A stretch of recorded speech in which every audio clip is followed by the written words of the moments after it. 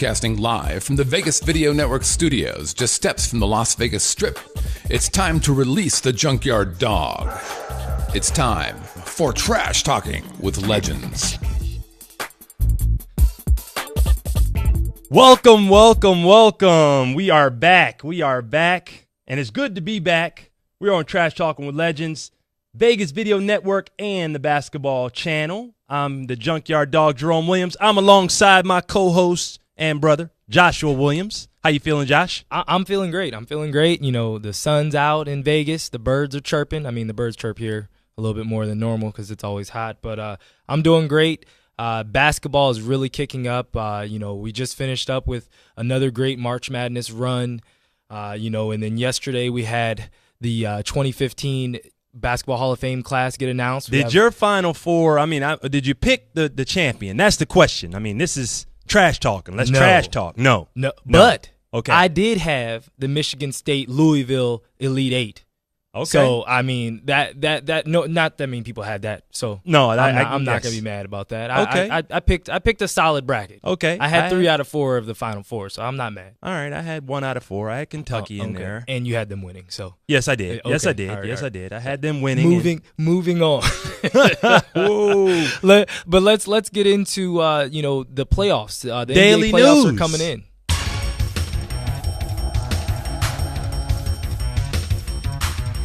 Today's Daily News segment is brought to you by our friends at 9450, the world's first smart basketball. The 9450 basketball measures any forces applied to it, spin, acceleration, you name it. The ball is going to give you data and feedback to your device that is smart, actionable, and precise. Pick yourselves up one of these 9450 basketballs and tell them that JYD sent you, that's for sure. Josh, let's talk some playoffs. What are the matchups? Well, let's talk about some of the matchups that we like from the first 2 rounds from both sides. Let's start first with the Golden State Warriors versus probably, it looks like, the Oklahoma City Thunder. Yeah, it doesn't really look like New Orleans is really going to have a chance for that 8th seed. They got a lot of big-time games coming up in the last stretch, last 5 games. I give the preference to OKC. OKC up against Golden State this year, 1 out of 4.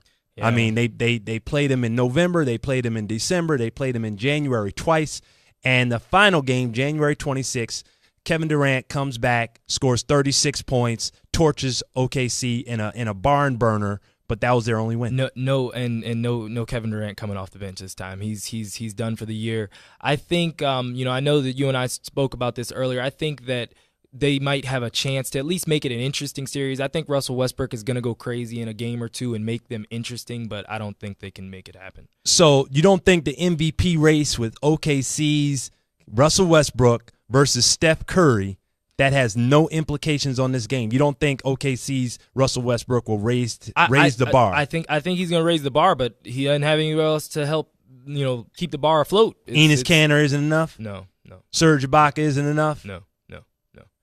Okay, let's move on. Let's talk about the Spurs versus the field. Wow. Because right now the Spurs are in the 6th spot, but they can rise as high as number 3 in the West. So they can be playing anybody. First of all, I heard no chatter from our producer Brian, who loves the Spurs. I didn't give him I'm just checking to see if anybody's alive. He's not even awake. I didn't hear nothing from Vegas Video Network earlier on. People are still asleep, but that's all right. We're still here. Butch, are you okay, Butch? You feeling good? Butch is awake. There it is. He's always alert. That's what I'm talking about. Stay here, man. Stay with us. San Antonio Spurs, obviously, they are coming alive at the right time. Yes. They're one of the hottest teams in the NBA. They've won 9 out of 10 of their last games. They're killing the field right now. They're still the Spurs. And no one in the playoffs wants to play the Spurs. Yeah, they're in 6th place right now, but they can actually move up to the 3rd place spot. All the way up to 3rd. They can play any of the teams that are ahead of them and any of the teams that are under them right now. Memphis is falling. Yeah. Portland is solid. They're solid right now. They've righted the ship, and they can also play the Clippers or Dallas. So, but let's take it to the East. Let's talk about the Cavs versus the Bulls.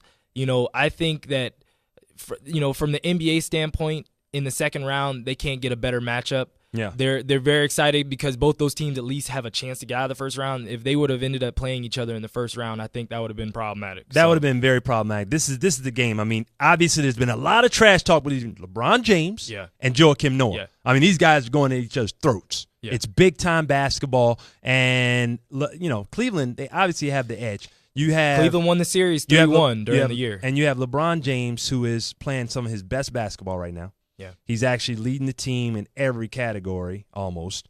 And they've won 8 out of their last 10 games. I still think Derrick Rose is the key to that series. If he comes back and he can at least be Baby Rose. He don't have to be Derrick Rose. Just be Baby Rose. If he's giving them 10 to 15 points, they can be a little bit more of a factor. Well, they've won 6 out of their last 4 games. So, last but not least, you got DeMar DeRozan, Toronto versus Washington Wizards, but I give the Toronto Raptors the edge here. The Raptors won the season series 0-3, but I will say Kyle Lowry's hurt right now. And if his back is really bothering him in the playoff run, he could be in trouble. They're going to need him to be healthy. They're definitely going to need him around. But that's where it is right now. Stay with us. We'll be right back with more Trash Talking with Legends. Hey, I'm the Junkyard Dog, Jerome Williams, and this is my move of the day.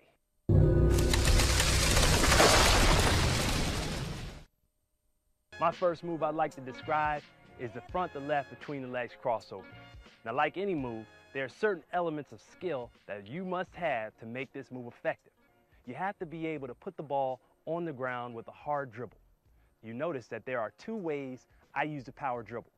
The first could be set up with dribbling the ball between your legs. Another variation might be a soft setup between the legs with a power crossover. It's not hard to practice your power dribbling, but it is hard to keep it interesting. An amazing way I've found to keep it interesting and build skills fast is using the 9450 Smart Basketball. The app not only counts my bounces, but it tells me how hard I'm putting the ball on the ground. It's a killer product. And that's my move of the day.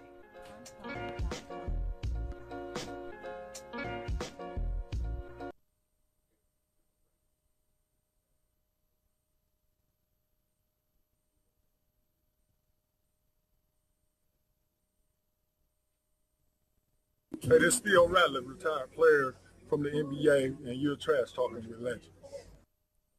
Welcome back to the Vegas Video Network. We are Trash Talking with Legends, JYD, Josh. And Josh, we're going to try out a new segment called Shouts from the Stands. Hey, and this edition of Shouts from the Stands is brought to you by the proud folks at Regenix. The future of orthopedic medicine is here now. Be sure to call Regenix for all your orthopedic needs at 1-800-281-3757 and use your Trash Talking 25% discount code ESP-25. That's ESP-25. Now, Brian's going to be giving us these different shouts from the stands. And the rules of engagement, we only got a couple minutes, so we got to get through these questions pretty quickly. Brian, bring them on.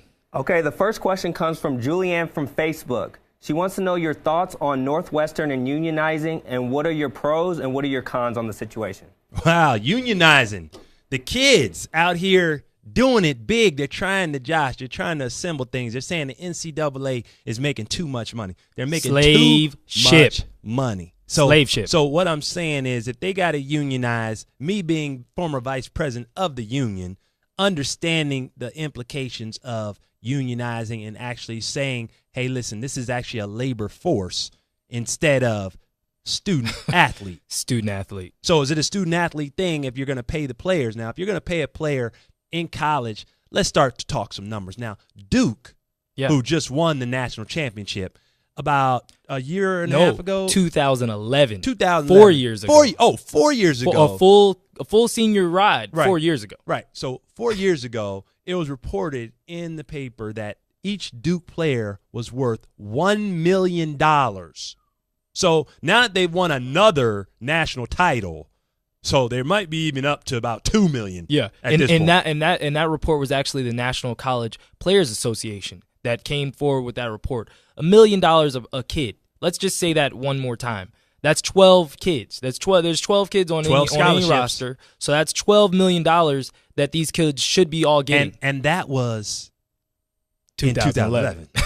So exactly. That was before today, another $1 billion deal with CBS. That was before TNT another national national 100%. championship 100%. where knocked off everybody. Yeah. That was after a gold medal by their head coach. By Coach Mike, K, exactly. Coach K, Yeah.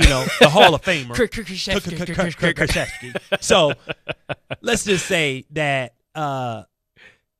Julianne, let's say that these kids need to unionize. They need to get their acts together. They need to say to themselves, how do we do this? Where do we go to get support and help? They have a lot of support out there. My thing is, though, if you're going to pay the players, do not, and I repeat, do not give a person like me $2 million while I'm in college. No. What you do is you put it in an escrow account with that player's name on it. So the minute he steps out of college, he has his money. You don't give a player party funds, Josh. Ladies and gentlemen, this is where we differ. Now, I'll say to that. This is what I'll say to that. Go ahead. So when Kevin Garnett, Kobe, LeBron, when those guys were able to come into the league at 18, right? They came to the league at 18 as well, and LeBron signed a $90 million contract with Nike, right, out of high school. Yes. So he was afforded the same type of deal, and this was with no supervision. Yes. He had no supervision. No, but with all due respect, Josh, they were not on a college campus filled. And I repeat, sure, they were with grown women now. It's totally different. No. But listen, it's not the you same. You are in a controlled environment in college. Exactly, it's controlled. In the U.S. of A., you are not in a controlled environment. LeBron James was not in a controlled environment. He had no control. Yes, the only control you have is an NBA fine. So what? In the NBA, like here's some money. Exactly. If you don't do anything wrong. But so these children are still supposed to be eating ramen noodles and saying I got $1 million in the bank. Hey, no, that's not right. Wait a minute. That's not right. No ramen noodles. That's Times not right. have changed. Back in the day, so that now, was now we're eating oatmeal. We're eating oatmeal now. No, I ate ramen noodles as well, sir. No, but listen, back in the day, we had a limit. These kids today, there's no limit on how much they can eat. It's all you can eat. All you can eat. Buffet. Well, wait. All you can eat. Well, one other thing we got to definitely talk about with that. Julianne we want to get it all out for her. There was another report that since Kentucky lost this national championship, that retailers lost $15 million in pre-produced product. And you know what? They should. I say they should be losing it if you're going to print T-shirts that say a perfect season. That's right. Off the backs of kids that do not get paid. Yep. And you are, guess what? Too bad. Sorry. You shouldn't have printed that on a T-shirt. You should have put 38-1, and it's one of the best seasons ever for a Kentucky Wildcat. Let's go. Who you got next? Let's go, Brian. Bring on the next question. One. All right, the next question comes from Karina K from Instagram. She asks, what is your favorite jersey of all time and why? Oh, I like that question. This one's an easy one for me. This one's very easy. And by the way, he's rocking a JYD exclusive throwback. This is an exclusive New York Knicks jersey. This I was rocking the high socks and the headband and the multicolored headband as well. Multicolored with the multicolored wristbands. That's right. With the knee-high socks. This is a lot of with. Start calling you with Slash. The Dream Shakers. Oh, knee pads. Original knee pads. He handed me, he said, JYD, I would like to anoint thee with the knee pads of all time. Yes. So, yes, throwback jerseys, we'll go with it. Go ahead, Josh. Well, but my jersey is an easy one simply because it comes from the greatest basketball season of all time. The 96 Bulls going 72-10. Got Jordan with the all-black red pinstripe with the black and red throwback. Come on, Jordan man. 11s. Listen, it's beautiful. I played during that season. I was watching from the bench of Detroit. Okay, so I know exactly what he did. I was a part of those. DNPs. We had 4 losses. I was hoping that he'd push the game up to 30 points so I could get in the game. So, okay. Trying to check Jason Caffey, I understand. Pinstripes. I'm going to go with my favorite, the Toronto Raptor Gotta keep it home jersey, 2001. Who else can rock white, red, purple, all together? Man, and fly through the air, like Vince Carter. That's love, man. Listen, if these colors were before their time. Yeah, okay, because nowadays the kids rocking the are colors, wearing purple shoes, red, white. pink shoes, green shoes. What we would have had the lime green mixed with the purple and red with the socks. That would have been nuts. Let's go. That wouldn't have been fair. Brian, bring on the next question. All right, the last question comes from Joe Kim from Facebook, and he asks, who do you have winning the Pacquiao versus Mayweather super fight? Woo! Pacquiao. Mayweather.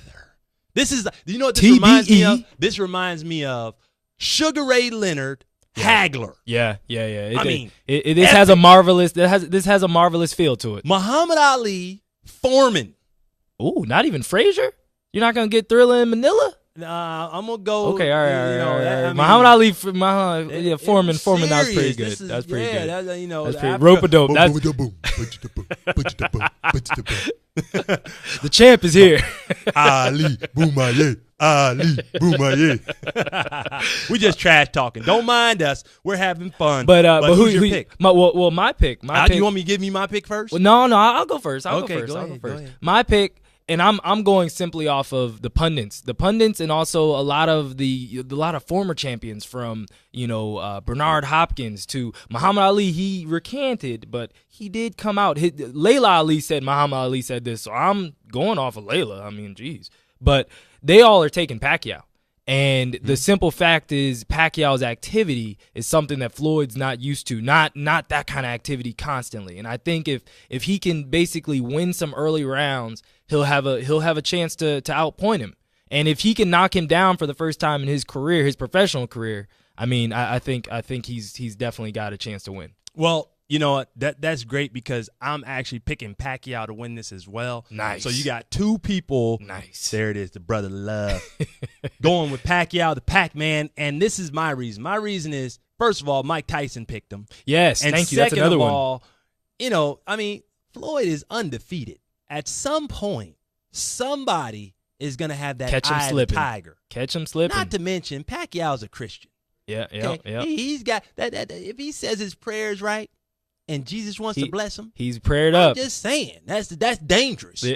I don't care who you are. Do you remember you're not going to defeat Jesus? I remember when Tyson fought Evander, and Evander was coming in singing gospel, and you were like, "Uh-oh, we could be in trouble." I still remember that. I still remember when that. you praise Jesus. Watch out. Coming there with gospel music. We're trash talking with legends. We're going to take a quick break, and we're going to be right back. Stay tuned.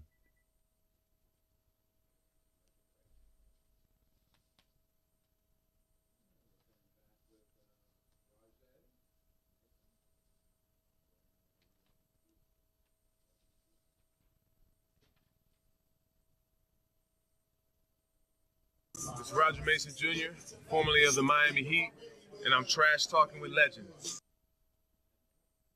Welcome back, Trash Talking with Legends. I'm your host, JYD, alongside Josh.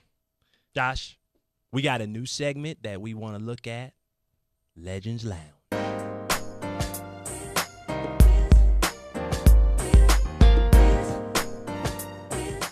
I love that music. The smooth sounds of Scotty W. That's it. Our producer's got us right. And he's the hottest producer, director on the drums, too. He's definitely – game is mean. He's got it going. He got the tunes, man. Today's Legends Lounge segment is brought to you by the proud folks at iDrink.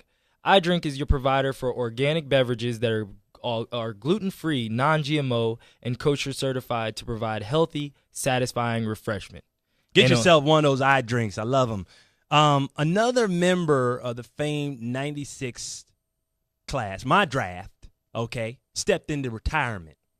Steve Nash. Shout out to the Canadian assassin, better known as the Nash man, who got it done and got two MVP. Back to back. Not just two, back to back. And, he beat out Kobe. No, Shaq for one of those years for sure. I know, but yeah. Shaq, I was getting to Shaq, but I was saying he beat out Kobe when Kobe was averaging 35 a game. Yeah. Okay, so that's, Steve was 35 a Steve game, was he got like 30 15 wins, points though. a game. Yeah. And 12 assists. Mm-hmm. So and like 60 wins. Yeah, this is reminiscent of Barkley, Magic.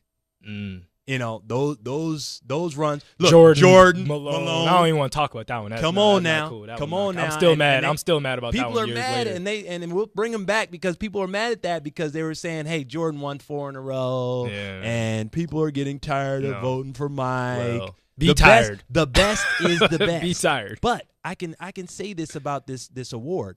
the MVP trophy is not just about what you're doing on the court. That has a lot to do with it. But a lot of it also has to do with what you're doing in that locker room. Because who votes, Josh? Tell them who votes. The press. The press. And if the press loves you, then you can So how the heck did Malone win? Never mind. All right. I don't even want to talk about it. But that was back in the day. That was a different press. Maybe that was a different press. They were a little bit more subjective. How high up is on your list of point guards is Steve? Well, first of all, he's the only one of 4 point guards that's ever won the MVP. The only others, Bob Cousy, Magic Johnson, and of course D Rose. Shout out to Chicago, Derrick Rose. This is Derrick Rose, BK before knees. Before knees? Yeah. This BK. You gonna cut the man at his knees? No. You gonna cut the man. He's gonna come back in the playoffs. Yes, he is, and he's gonna do it big. I'm gonna be right there to support him. D Rose, let's go, man. Get back into the lab and get it done. Just keep being you. That's all I ask. Just maybe take it down a notch. Yeah, save him. But back to Nash. Yes. Third all time behind Stockton and Jason Kidd in assists. Yeah, there's nothing else to say. He passed Magic. If you pass Magic in anything, you pass Magic. You're doing some serious stuff in your career. You passed the Magic, man. You're doing it big. And Choose he your had 17,000 points. That's right. So he could score the rock. Well, but continuing on your 96 draft class, there's still only 4 players that are active now. Did you think that your class would have this kind of long-lasting impact in the NBA? You never could have guessed it, but I knew I was in some serious categories when they picked me number 26. Yeah. I dropped fast. I mean, 1 minute I was a lottery pick. I was the MVP of the Phoenix Desert Classic. Desert Classic. I mean, that's right. They were saying, JYD, you're going to be the next. And then it was like, am I going to be in the first round? And the next pick. And the next pick. The next, we were there, though. Sweat bees, ladies and gentlemen. And we didn't go to Vancouver. Ray though. Allen, he's in there. Allen Iverson, he's in there. But the guys that are left, you got Kobe, Ray, Jermaine O'Neal, and Stephon Marbury still doing it big in China, getting statues and championships. He's got 3 of them over there. Yeah. Couldn't get one with the Knicks, but he got 3 in China. The 96 draft versus 84, we have what? 8 rings. 8. It's a push. A push as far as rings, rings. 8 to and 8. 4 MVPs. But Michael's draft had 7 MVPs. Okay. But Michael also had 5 of those. Okay, he had the dream shaker. Come on, man. Yeah. He had my ex-teammate. He did. Daggone, if I played with Dream Shake when he had some good knees, oh my goodness. But they also had the Dream Team. They had 3 Dream Team members. Absolutely. So it definitely changes some things as well. But I think as far as, but the one thing I will give you guys is definitely the cultural nod. Yeah. You guys get the cultural impact from Allen Iverson with the cornrows to, Jesus Shuttlesworth. We're still talking about Jesus Trash Shuttlesworth. Talking, Antoine Walker. Yeah, Antoine. I get buckets. I get. I'm employee number 8. Employee number 8. I get buckets. Still, Marcus Camby made more money in UMass with Calipari Oh, than he did no. with anything else. He cost me a Final Four appearance. Oh, hey man, no. I'm sorry, Marcus, but that's the way it is, brother. Taking them checks. We're really trash talking now. That's trash good talking, stuff. baby. That's good stuff. Hey, but thanks again to our friends at Heads Music for this edition of Trash Talking with Legends. Always giving them a shout out. I still don't have my pair of headphones, but we'll let it ride. Hey, let it ride, man. But look for us in a couple weeks. Trash Talking with Legends. We'll see you soon.